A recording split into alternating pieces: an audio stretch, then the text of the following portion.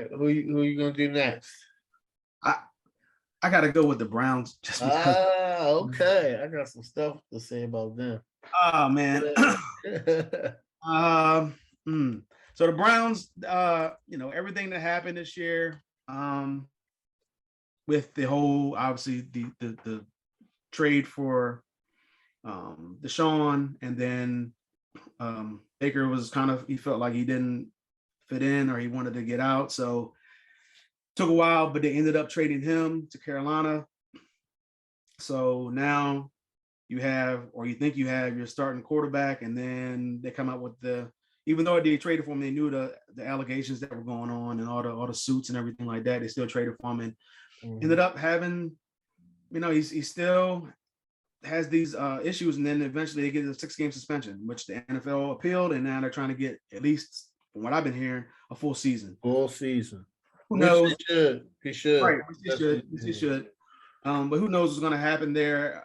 I think as of now, I don't know if while the appeal's going off, he still can play in the first 6 games. I don't think so, but I could be wrong. I'm not really I didn't look it up. So, but Kevin Stefanski is going to have a tough time this year without his top quarterback from last year, who was hurt in the second game and pretty much played hurt the rest of the season, and his guy who thought maybe he could play in Desean. So it's going to be tough for them to not have those two guys, probably at least maybe for the first 6 games without Desean. You're going to have to rely on Jacoby Brissett, who's a solid, reliable backup quarterback, who's going to get his opportunity to come in and play some games. Even if it's for the whole season, he's going to have an opportunity to showcase what he can do.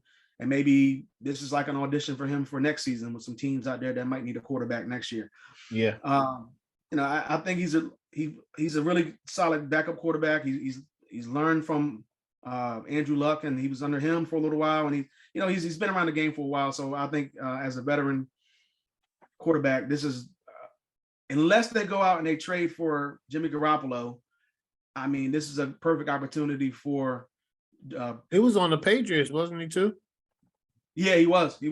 So he's been around for a while. He's been on some great organizations. He's been around some great quarterbacks. I wasn't surprised if he coaches. I wouldn't be either. He's has so much knowledge. Mm-hmm.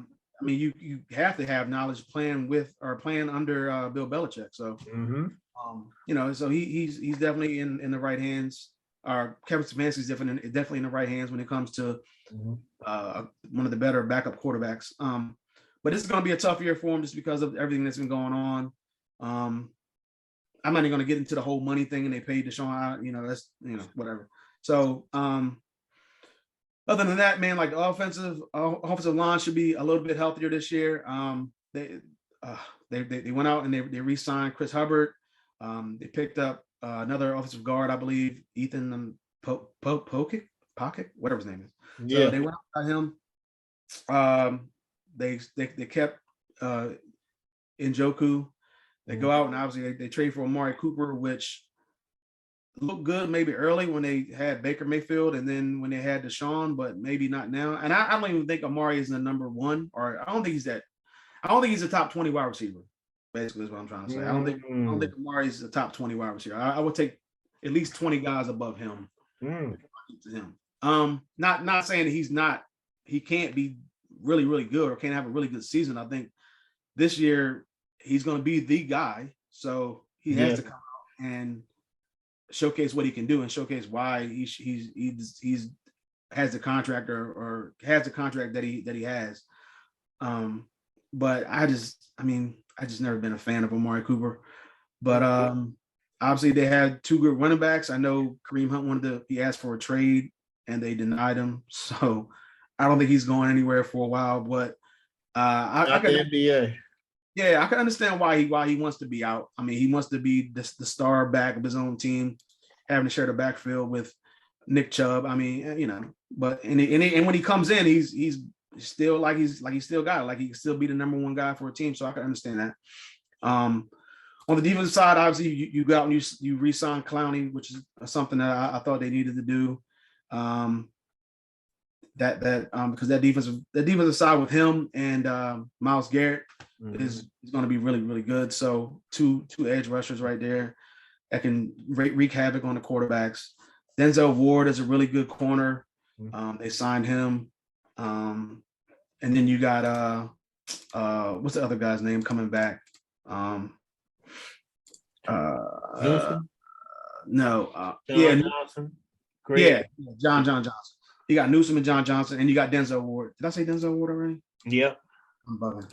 Yeah, so you got a solid, a really solid group of players right there that I think, especially in that secondary and on the front four, that I think can make some noise. JOK looked last year. It was his rookie season, I believe.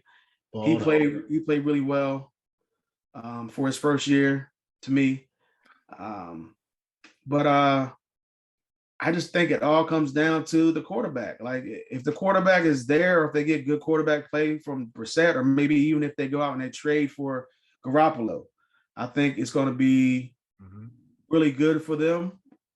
But if they don't have good quarterback play, because they don't have their receivers are just not. After you get past Cooper, it's really nobody there. Peoples Jones, David Bell, like come on, like these are nobodies at this point. Yeah.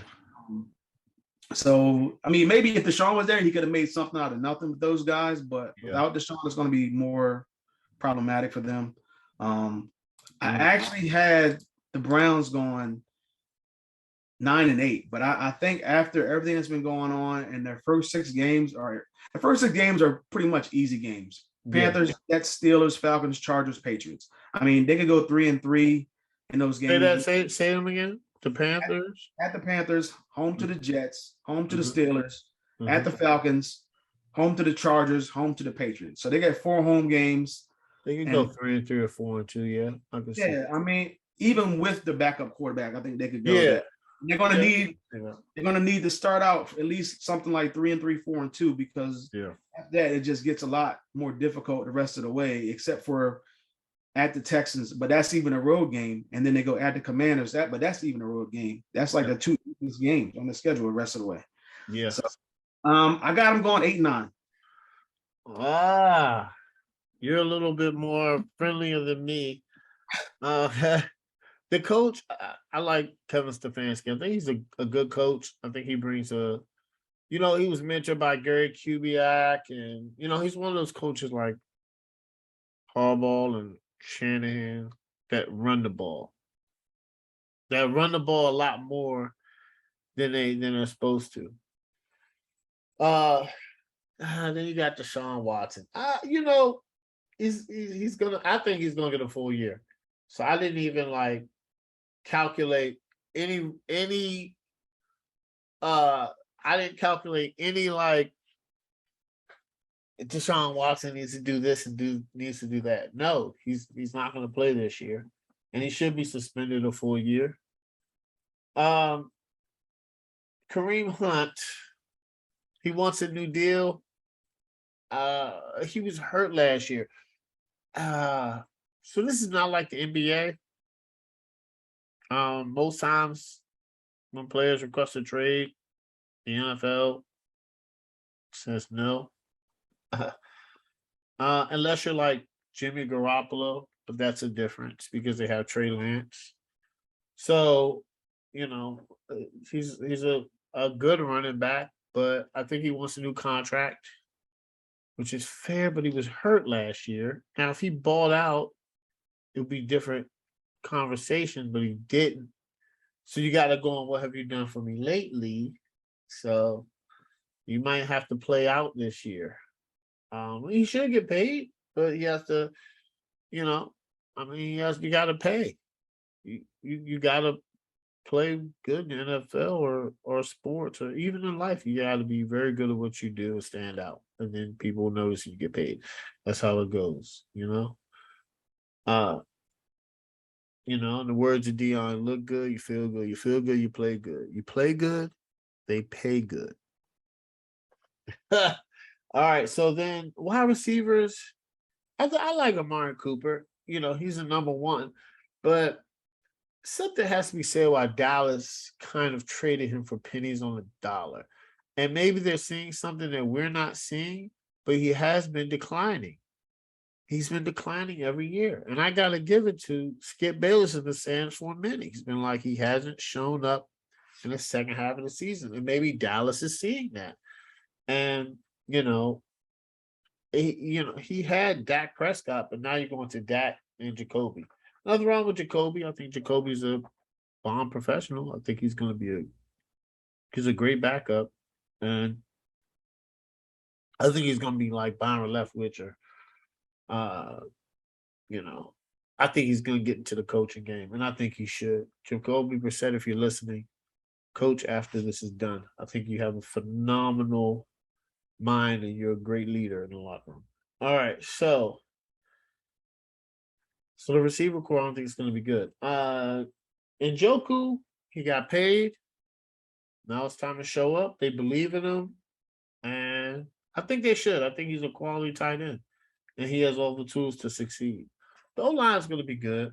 They were good last year, and Stefanski just knows how. He knows what he wants and knows how to put those guys in position. Now the defense. The edge rushers, Myles Garrett and Jadeveon Clowney, they're going to be wreaking havoc on quarterbacks, man. The Browns got a good defense. They got a good defense, man. And then they got Joke as the off the ball linebacker. I mean, I think he's really good. I wanted him on the Commanders, but we'll see. You got Jamin Davis. Yeah, screwed up that one. And he dropped I thought we were gonna get him, but anyway. I think he impressed last year, and he's just gonna do good this year. Like you said, Denzel Ward, Greg Newsome, good, solid corners. I think Denzel Ward is quietly one of the best corners in the game. He's been very good when he came out, and he just continues to get better. And then they got the safeties, John Johnson and Grant Duplett, who I think are great. So once again, right, you got a Joke's going to hold down the middle, and then you got two phenomenal edge rushers, and you got two good corners. They're going to hold the defense down. The problem is, how long is the offense going to be able to stay on the field? Is it going to be one of those defenses that get tired? But overall, listen, it all depends on Watson, like you said, man. It's all about the quarterback play. That's the way it's been like that for a while. Well, unless you have the Ravens defense, who's one of the greatest defenses of all time, or you have the Tampa Bay Bucks, and you could just have Trent Dilfer or Brad Johnson back there, but your defense has to be legendary. You know what I'm saying? That just doesn't happen. So you got to have a great quarterback. But you know what I realized, Craig?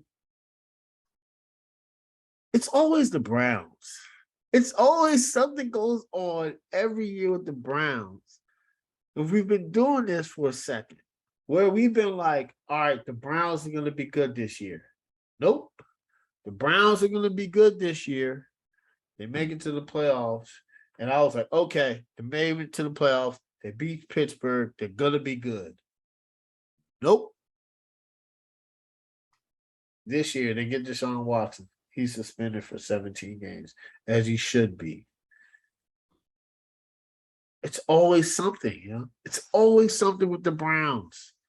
So, no, I have them going 6-11 or 7-10. They're gonna be under that division, man. Jeez, how many division games you think they're gonna win?